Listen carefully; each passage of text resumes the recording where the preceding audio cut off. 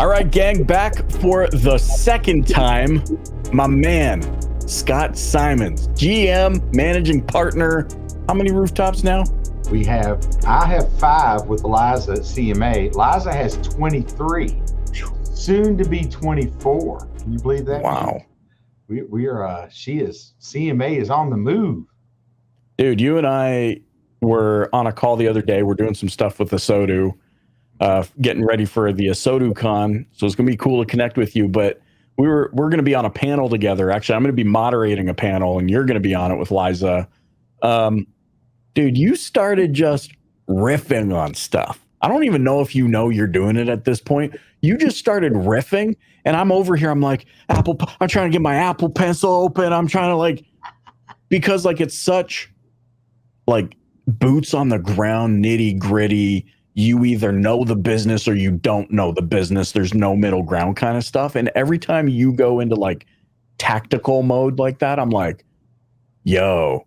So that's why I messaged you. I'm like, hey, I need to have you back on the show. I want to talk about that stuff. In particular, just to get an inside look at the organization. I mean, when we hear you, you've mentioned a few things, and I want to dig into this. First, you're an ESOP, and I think that scares the crap out of a lot of people, and I want to get insights into that, but also just how you've created a culture of accountability, because I think, it's crazy to me that in 2022, on the cusp of whatever unknowns we're heading into as an industry, you've been able to kind of bridge this gap between yes, I'm the leader, but yes, also I'm going to show you what I expect. And then I'm going to show you enough grace so that you're actually able to do it. And that's a hard thing for people. So I want to start with just give me an inside look. I think a lot of people are wondering, what does a day in the life of Scott Simons actually look like operating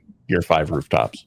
Yeah, so it starts off really early, Michael. So it starts off, I get up about 4 a.m. And I go hit a heavy bag at a gym called Valley Fitness. So I'll show you the difference between nonprofit and a profit facility. The profit facility operates at a profit. It opens up at 5, but the owner will let us in at 4:30 just to go in, and I do a workout in there. Then I have to wait for the nonprofit gym that has the racquetball court that's owned by the city. It doesn't open up till 6. If a gentleman named Joe is there, which Joe's probably 60, he'll open up at 5:45 because we want to get in there and get done so we can get our day going.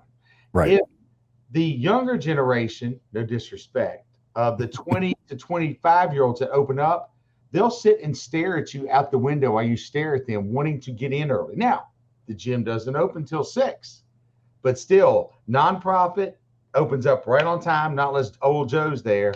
And then the for-profit opens up 30 minutes early because we asked if they would open up a little early for us, people that want to get our day started early.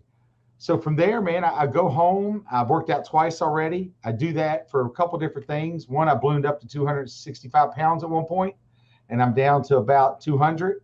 I had the highest blood pressure possible, and I was going to die if I didn't do something. And my wife was very frank. The doctors were very frank. And I was winning in business, but I was losing everywhere else in life. So once I get home from the gym, I take a shower, of course, get ready, eat breakfast with my son. Our daughter's now in college. Talk to my wife, and then my wife and I drive our son to school together. We both want to go with him, and he's 15. And there was times when my daughter grew up, I wasn't there all the way there, and I learned some lessons from that. So I enjoy every minute I'm around my son, and spend as much time with both of them as humanly possible. From there, I got about a 30-minute ride to work, man, and I really get my mind right. I got to get my mind right on the way there. And then on the way home, I kind of wind down. So I'm winding up as I get there. That way, when I hit the ground running and kind of wind down. I typically pick a dealership and report to that dealership and just stop in and say hello. So we have Honda, Nissan, Subaru, Volkswagen, Chrysler, Dodge, Jeep, Ram. I like parking in the back of the business and coming up through the shop so I can kind of give a feel for what's going on. And I try to speak to everybody I come in contact with, everybody.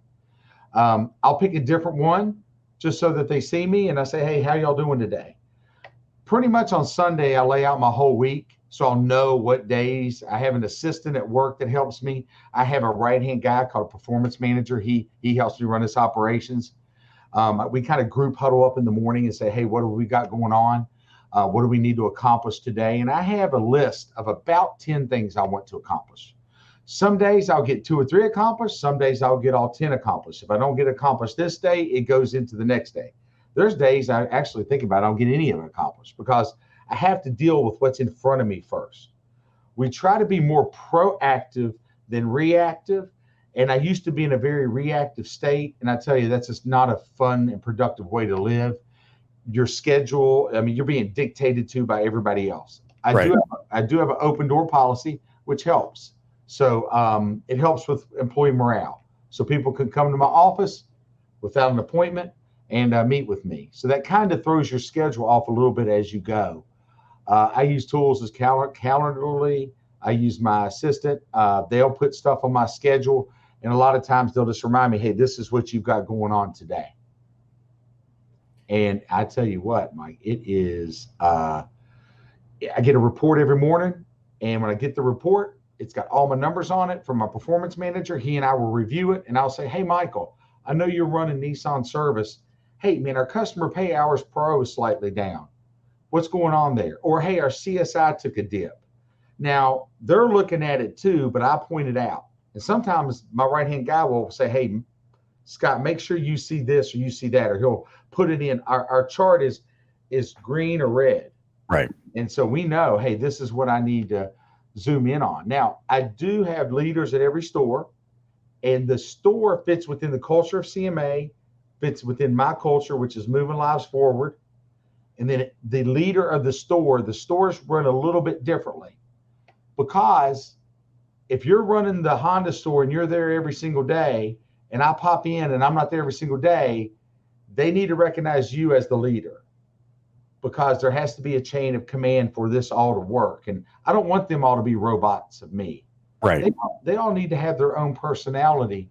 And the showroom dictates. I said, I can walk into the showroom and tell if that showroom's having a successful day or not.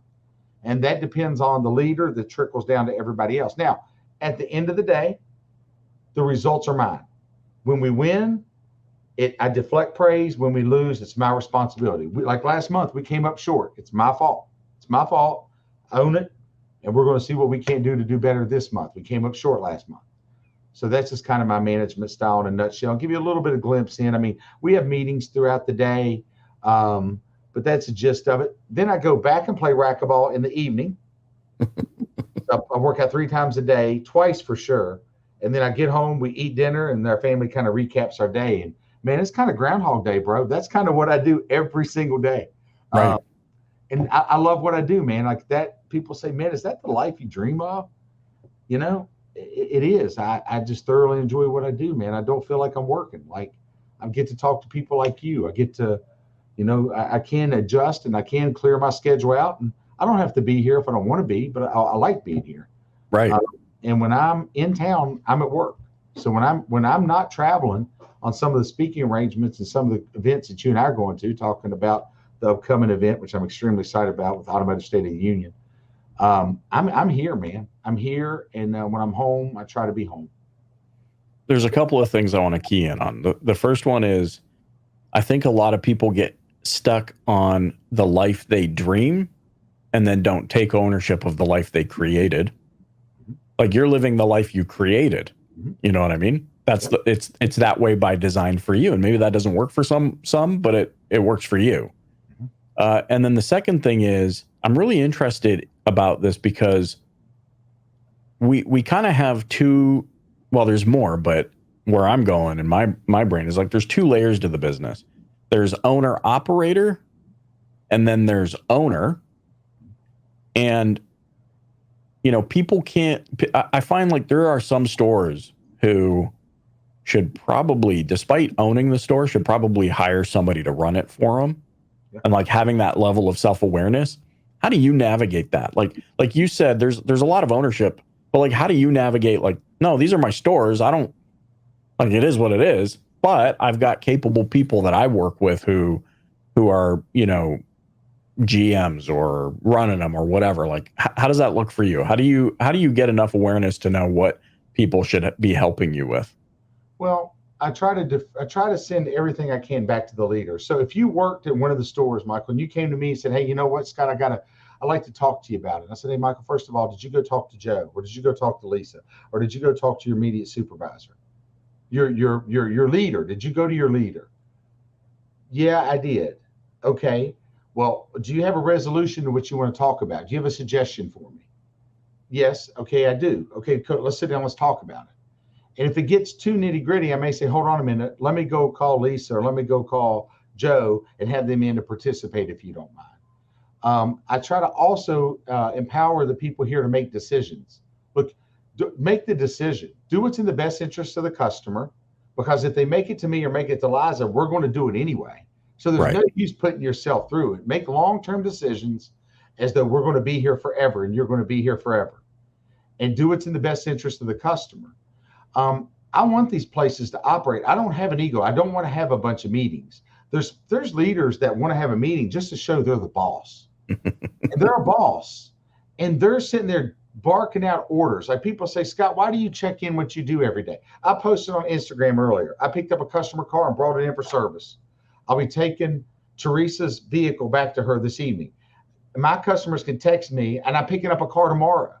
Because when you deal with me or deal with our staff, we want to be everything automotive for you. Even if you don't buy from us and you got a question, we want to be everything automotive. Now, I train. So a boss tells people what to do. A leader shows them what to do. So I check in, I go pick up customers' cars. And then Saturday morning, I say, "Okay, how many people picked up a customer car this week?" And then you'll see 2 or 3 hands go up. "Okay, why didn't the rest of y'all?" When you're reaching out and touching these customers, are y'all telling your customer that that your service departments are busy? Don't call the service department. Text me. I'm your guy. I will Right. I will take care of you. I know you're busy. I will come pick up your car and drop it off. And I said, ladies and gentlemen, with the price of gas going up, if you take our loaner to go pick up that customer car and you bring their car in, whose gas are you using? Not yours. I said, so if anything, be a cheapskate, right? If you're not going to be a good ambassador, at least be a good cheapskate. So we just train on that. And I truly believe on empowering your people. I want them to make decisions. And, sometimes they make decisions I would agree with, but they made a decision. And then I'll train on social media, social media. I mean, I've sold some major influencers cars based on social media, about one post a day that goes through a life experience that either educates, entertains, and this is all something Ryan Stewman teaches.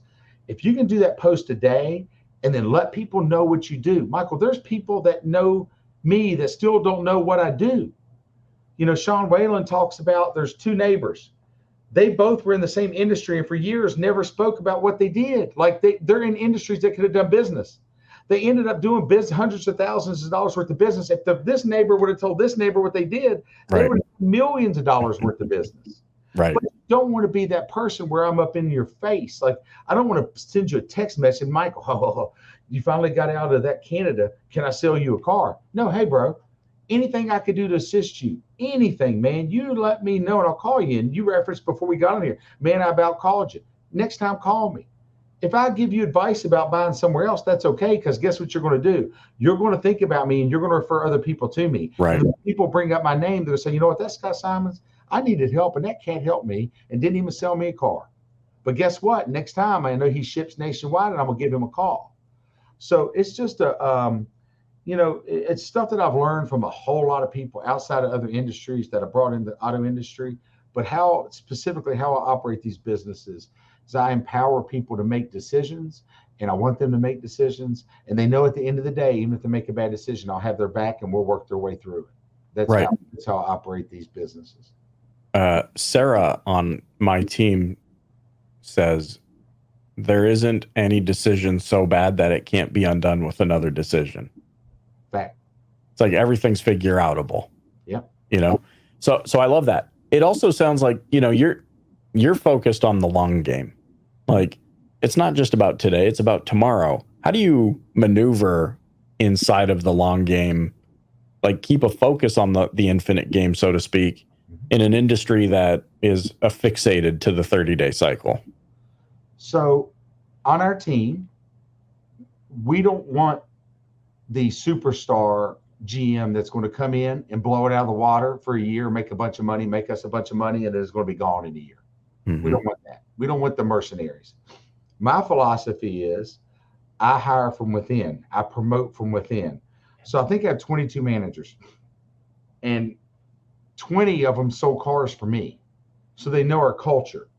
We give them a career flight path based on, you start off as a product salesperson, mostly salary.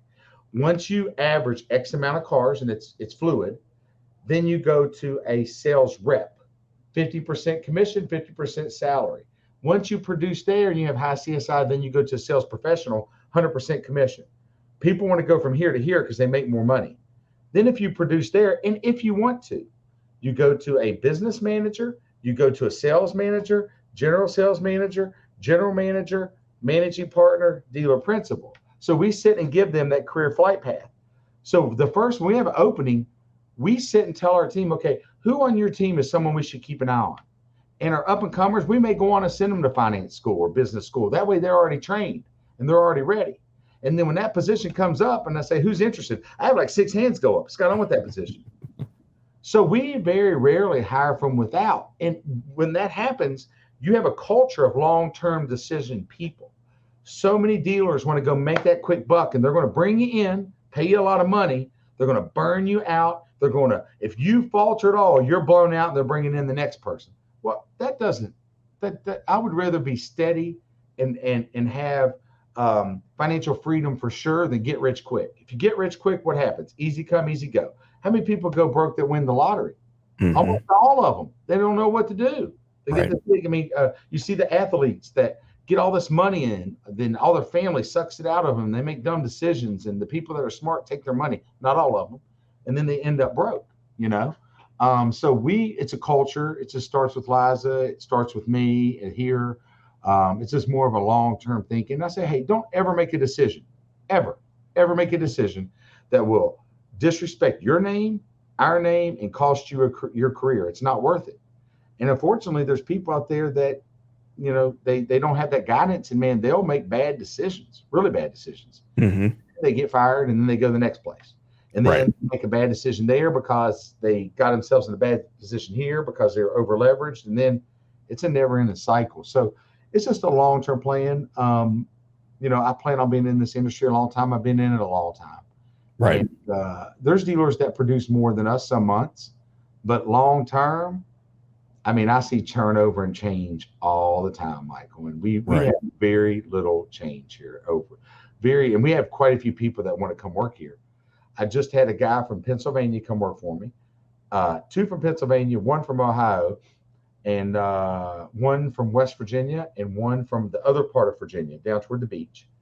And they all came to work for me because they wanted me to mentor them. And I will not, people cannot pay me. I'm not for hire outside of here, but I do mentorships with my team about health, wealth, finances. We do talk a little bit about relationships, but you know, that's not my best because I'm a little bit different than most people. And we do not touch religion, no religion. Right. But those other things I do. And I had a guy, I came here and he said, he took a backward step in job title. He used to run parts of service. He only runs service here, and he took a pay cut. And I said, well, why would you want to come here? He said, because I want to be mentored by you. Nothing to do with money. Actually, he's making less money. I said, okay. Wow. You said something that I don't want to just gloss over.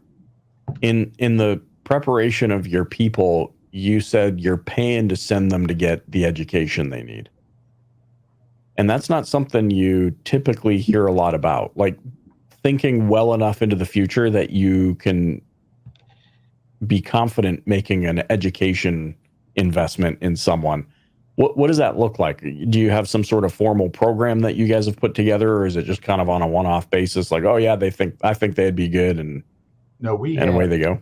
So formally, we have a partnership with Strayer University, which is online. They have a 2-year degree, a 4-year degree, and a master's degree. Anybody that works at any of the Valley dealerships can go to Strayer University and get a degree, and it costs them nothing, it costs their spouses nothing, and it costs their children zero.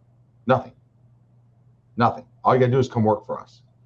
So also, once people, we have Danelle Delgado that trains us. Mm-hmm. We have Glenn Lundy that trains us, our leaders. They work with us. We have Jonathan Dawson for Cellcology, trains our people on sales. And then we send our managers to Dealer Academy if we think they could go to the next level. So training here, I mean, training it's not a knowing issue here. People know what to do. It's a motivation issue, and I need to help motivate them and get and bring the best out of them. That's my job, is to give them all the tools in order to be successful and give them an environment to thrive. That's my job at the end of the day. And that's what I try to do. Do I necessarily like mentoring people? I like seeing people improve in life. I get frustrated when we do, money counseling with them. They go buy some stupid thing. Like one of my guys, I love him to death, man.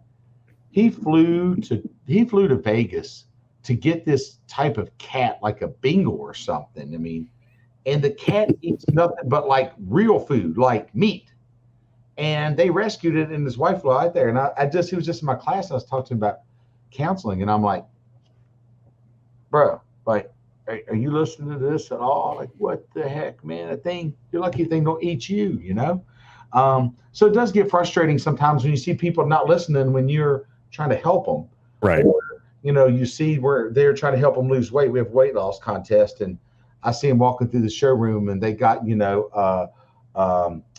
a milkshake in their hand, and they're throwing down cookies like the Cookie Monster, So those things get a little bit frustrating, but you don't give up on them. But imagine if your leader cared so much about you that he gave an hour every Monday to pour into you and not asking anything in return besides you give us good effort. And not everybody passes our class. I think we had 20 and 12 made it. They all didn't make it, but and we're a car dealership that does that. So if you're competing with us and you have managers that are there just to make money and they're gone in a year, and you got Scott and CMA doing all these other things for other people, now you can kind of understand why we have people moving throughout the country to come work for us. Yeah. Well, I'm just piecing things together. So you're paying for education. Mm-hmm. You're providing mentorship and coaching. Yep. You're providing them on-job training. Yep. And you make them all owners. Yeah. And they yeah. So in ESOP, you asked that question earlier too. So ESOP is an employee stock option plan. So we have independent, it's privately owned by us. You can't go and buy stock in our company. So we have a stock evaluator comes in and looks at our whole operation comes up with a stock price based on how many owners we have. Once you're here for 1,000 hours, you get stock in our company. It starts from when you make, 24,000, whatever, up to 120,000. So if you make 250,000, you don't get more stock than someone that makes 120. It's capped at 120. Right. And we take 10% of our net profits and we share them with the 1,000 or so associates. That stock has increased price 11.8% a year for the last 20 years. So when that happens, your money doubles about every 6 to 7 years. Last year, our stock went up 20% in 1 year.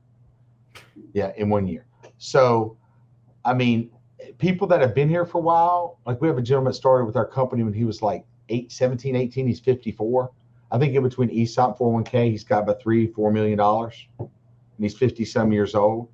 So that's just unheard of. But Carter did that years ago, Liza's dad, to combat with, to attract people that were going to like Philip Morris and going to these other companies. I mean, no one's got benefits like that anymore, right? Everybody's taking those benefits away. But that's a true reason why he did it. And I would say another secret to our success, and trust me, we're not perfect. We're not some holy grail of the car industry. We have problems just like everybody else. Right. Is that career flight plan. And I'll give you one. I'm giving you all my secret weapons, man. This is going to be gold. The 3 personal and 3 professional goals, man, is a secret weapon of mine. So, Michael, you work for us. You're selling cars. Hey, man, I want to know, Michael, what's your 3 personal, not our goals, what's your 3 personal, 3 professional goals?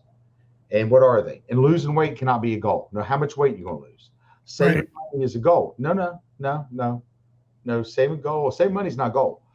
And then we meet with you quarterly and see. Now, say if you say, Scott, I want to be a general manager one day. We're going to manage the crap out of you. I mean, we're going to really manage and pour into you because you've said that you want to go to the next level.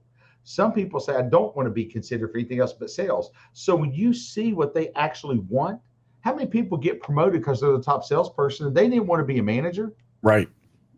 So when you find out those personal professional goals, it helps us manage you to become the best version of you. And if you say, Scott, this sales thing, bro, I'm just here to make some money to go start my own. I'm going to go teach people how to do podcasts, or I've got this big, dealer playbook. Hey, Michael, no problem.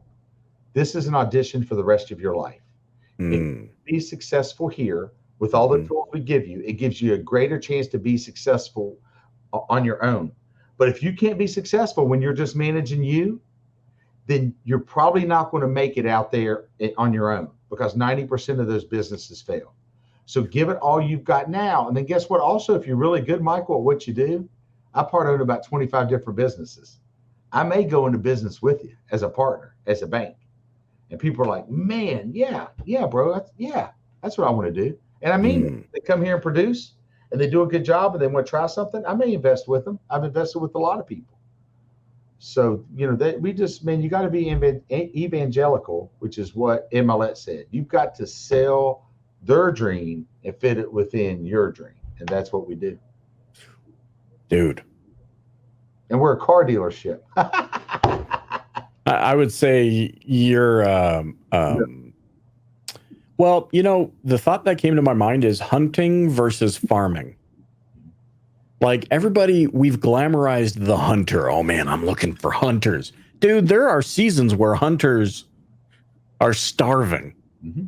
That's right. There are, like, unless it's a rare circumstance of famine, but like most of the time farmers are the ones that are carrying the load because they know how to turn the dirt, aerate it, nurture it, fertilize it, plant the seed, have patience, nurture the seed, position it for growth, right. And then harvest. And that's exactly, you guys are farmers, dude.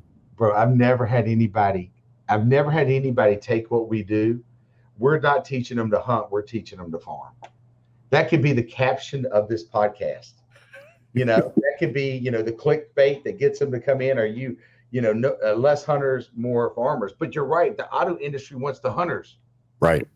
They kill and they eat. And then what happens in the winter when things go south? They don't put anything away. They don't save their money. We teach people in that mentorship, Michael. A couple of things we do is we do a weight loss challenge. Who can lose the most weight? We do who can spend the least amount of money in a week. Not fixed expenses, not your cars, not your home. Right. Just additional. Yeah. Somebody in the class spent 600 one week. The low spent 800. The person one person spent 80. One person spent 600. The person that spent 80, he spent 600 the time before that he went through. And I said, well, why are you coming back through? You've obviously learned some things. He said, man, I'm here to pour back into everybody else. So the difference in the people's spending habits, variable expenses was 600 versus 80 to show you. The whole thing is to show people how frugal you can live if you want to. Now, no one wants to live that way. It's not a fun way to live, but you could. If you wanted to, you could. And then we also had them all write down what their credit score was without looking. And then whoever was the closest to pick their credit score got a prize. The closest was within 2 points. The guy was a 602 versus a 600. When we first started helping him, he was a 400. So he went from 400 to 600. The other person was a 250 point swing. He thought he was a 500 because he was young. His parents put him on as an authorized user when he was a minor, and he started building credit up, and he had a 751. He thought he was a 500. Wow. But what we taught people there is what? If you control your credit and you know your credit, you can dictate the terms of the transaction of whatever you buy. You and I just talked about it because the Canada, this and the other. If you have the good credit and you have the income, then you dictate everything. If not, you're at the mercy of everybody else. So we're teaching these staff members what they should have learned in school and by their parents. And what I'm finding out, Michael, is they're not taught by anybody. No. They live for today. They don't worry about tomorrow. Well, and it's because, my wife and I were just talking about this. It's because the lessons must be learned by someone like you. Because they're not teaching us these things that you and I are talking about right now seems very commonplace to us. Like, how do you not know this? But the reality of it is, how is it pitched to everybody? Those are the secrets of the wealthy. Dude, these aren't secrets. And if you knew anybody that was truly wealthy, they want to teach you everything that they've learned. Yep. They're not holding back. It's a way to give back. It's a way. No, we would rather sit and argue in classes about things that are irrelevant. Right. Like, I don't really study history, and I was bored with history because I really don't worry about it. I know what happened, and history will repeat itself, but I had terrible grades in there because I'm not worried about that.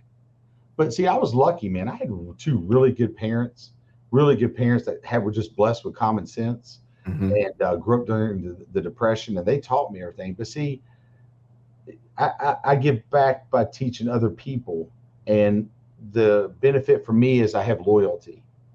Like, I have people that are loyal to me because I go above and beyond, because I teach them these things, and they're like, I teach them how to use social media. When I went and picked up Teresa's car today, I posted on social media. One, I did it to show all my network. That guy part owns cars, and he's picking up cars and taking them to work. Yeah. Get them serviced. Yeah, I am. Right. Because the other dealer principals and general managers, they're not doing it. I guarantee. And they know they're not willing to. They're not willing to, because I'm not going to get in this older car. Like, some of these people got some hoopties for me to pick up, and they got kids and they got food in there and dirty diapers. And I'm like, yeah, but you know what? If I say I'm going to do it, I'm going to do it. Well, I'm not going to go do that. My staff members can go do that, or they can no, I'm going to go show you what to do. Then I'm going to take a picture. I'm going to post it. And then when I posted it, you know what? The lady that I did it for sent me a message. She goes, "Thank you so much for doing that for me." Do you think she'll refer me a couple people? She's telling you everybody she knows about you. Not only that, it really demystifies, as we wind down here, this is a thought that I'm listening to you, man, and I could listen to you for hours, dude. We've adopted this mindset en masse of like, the money ain't all green. Okay, you want to believe that? Fine. But is serving others beneath you? If serving others isn't beneath you, if that's the crux of what we're all trying to figure out, then be willing to serve others, regardless of whether or not it gives you the money right now. Michael, I think you'd agree with me. There's never been a greater time in this world to separate us from others by providing superior customer service, because customer service has went to shit. 100%. It's bad. So if you're average, you're actually really good now. If you're really good and you go above and beyond, then you're at the top. Then your phone is sitting here ringing as I got 12 messages, and I know there's people that want to buy cars from me that I don't make house deals. I flip to my team and flip to my leaders, and then I show them how to sell 70 TRXs and ship them all over the country. I just put a post up. A guy just flew from California to buy a TRX. He ordered for me. It gets 13 miles per gallon on average, maybe a little better. You know how many miles it was from here to California from where he drove it back to? 2,600 miles.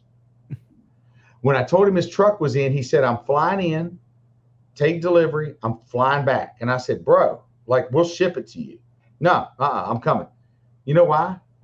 He wanted to take a picture with me. I don't know. Let me calculate that. What's 13 miles per gallon into 2,600 miles? I mean, what is that? I mean, Dude. I mean, it's a lot. Yeah. Now I've got my calculator open. Yeah. I mean, that, if you think that's how many, Wow. I mean, that's what he did to make it, to come in for a picture. And you know what? He documented it the whole way back, and he did a post. He tagged me in it. And once in the TRX has 700 horsepower, so once 700 horsepower, 6.2 liters supercharged. Once it got over 500 miles, then you can go full power. You can't go full power for 500. He stopped and did this thing called he launched it, where you sit and it shoots out, like you configure your brakes and set it all up. Once he got to 500 miles, he stopped where he was and launched it, and he documented his whole trip back. And now I just sold a TRX. It just got completed for Jake Paul. I've sold Chase Hero, like these major influencers, all because I tell people what I do. I treat people right. I get in groups like Arte Syndicate, Apex, and then I serve other people, not asking for a lot in return. Most of the time, I don't even ask for anything in return. And it's loyalty. And then I go above and beyond for my customers. And then I go above and beyond for my staff members. And then next thing I know, man, I've had a real successful career working for an awesome company, partners, and live my version of my dream life. Now, will it change? Yeah, I see myself slowing down at some point. I'd like to maybe get up and see the ocean when I get up or something like that. But I'm having a hell of a lot of fun still. And I said, I'll do this to the day I don't have fun. The day I come in here and I'm miserable and I don't have fun, I don't do it anymore, I'm done. I'm going to do something else. I'll figure it out. Right. Well, but the beauty of it is you have an infrastructure in place where you won't have to come in and it'll keep going. I could do that now, but I tell you, man, I'm just wired a little bit differently. I just like what I do, but when I want to change, you're right. I have it set up to where this place runs, man. When I'm not here, I do get to travel, and, we'll be going to the Automotive State of the Union, and I'll be going to Dallas for Apex, and, I do get to travel for the different manufacturers. Mm-hmm. I got an amazing team, bro. I just, I know I get on shows like this with people like you, but that I admire, respect, but I truly, my team, man, they're one of the best. That's amazing. That's ringing the bell to me, dude. Like, that's like, ding, ding, ding, did it. That's what we're striving for. And that's why we want to have you on the show to share with the community. You can keep complaining about crap on LinkedIn and Facebook, or you can just get your fingers in the dirt and start cultivating and get cracking. And I love that, man. Thank you for joining me on the Dealer Playbook podcast. How can those listening get in touch with you and connect with you? Yeah, Michael, thank you so much, man. I look forward to seeing you in Philadelphia. Astute Con. If y'all haven't got tickets for that, it's not too late. We'll be in Philadelphia starting Saturday. Brian Benstock, Liza Borsius, Paul, Kyle, the founders of Automotive State of the Union, and all of our investors. That is one of the best events in the automotive space, period. But yeah, you can reach out to me on Instagram, Scott E. Simons. My middle initial is E. I'm at Scott Simons on Facebook. My Gmail is our email, scottesimons@gmail.com. Just shoot me a message. I check my messages. I don't have bots. I don't have assistant. You won't get me spamming you. I don't have anything. I'll sell you a car, but I don't have anything to sell you. And if anybody's interested in the automotive industry, and it's an excellent industry. We do things the right way. We have a lot of opportunity. We have a lot of dealerships. Reach out to me. And if you're in the auto industry, reach out to me. I mean, I have a lot of conversations. I'll have, conversation with you and go in greater detail about anything that I explained today. But the more I give back, the more I get, man. It's just crazy. I've always heard that. Didn't believe it for a while. Wasn't that way. I'll be damned if it wasn't the truth. So thank you, brother. Oh, man. Yeah, appreciate you, Michael. Thank you.